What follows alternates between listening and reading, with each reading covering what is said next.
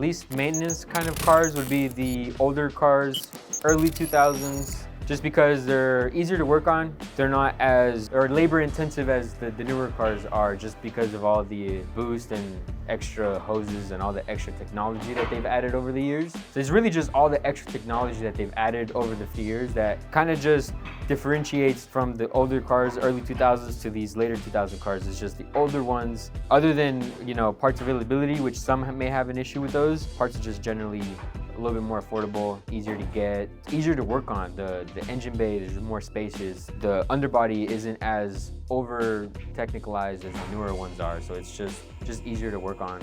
Normally those are the ones that are always on the road, just the earlier 2000 ones. They're on the road longer just because people really like those ones. They ride a lot nicer. They just, I would say, was the peak of where Mercedes was at with their cars. Suspension, engine, powertrain, all of the above was really good during that time.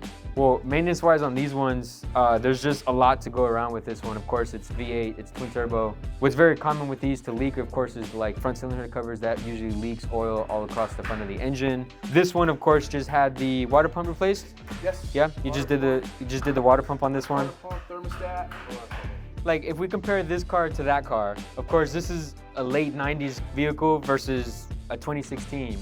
Side by side, of course, just has more technology to it, more work to the powertrain. Of course, it's a 4MATIC, so it's got a front differential, you got front axles, you have all of what you would have in the rear up in the front.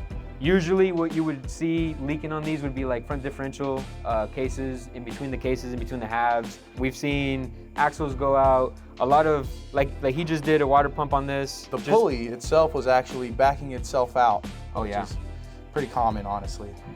And then you catch it in time and you can fix it, you know.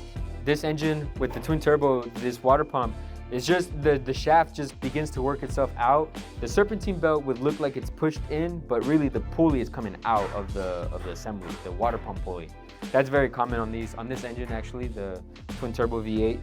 There's a gap in here and it usually sits flush. And so this is just the beginning of it. We caught it very early. There's a lot going on. There's a lot that would need to get addressed. It's not very simple, it's not straightforward. Some stuff can be straightforward, but you know, with these ones, you have to take things apart to get to a certain component.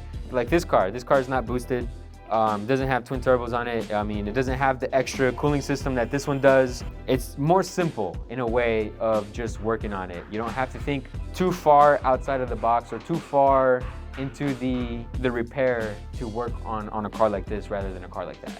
Favorite model would be the E-Class. It's just overall the balance of the powertrain and the body. It's so balanced. I own a naturally aspirated version of the E-Class. I love it. It rides great. It rides very smooth. My Mercedes has, I want to say 210,000 miles on it, and it's a 2005. As long as I'm able to keep up with the maintenances, as long as I'm able to, you know, not fall back on what it needs, it runs great. It runs awesome. Older cars, it's really just basic maintenance, you know, oil changes, a couple oil leaks here and there, the belt system, of course the brakes, you know, everybody has to do brakes at some point.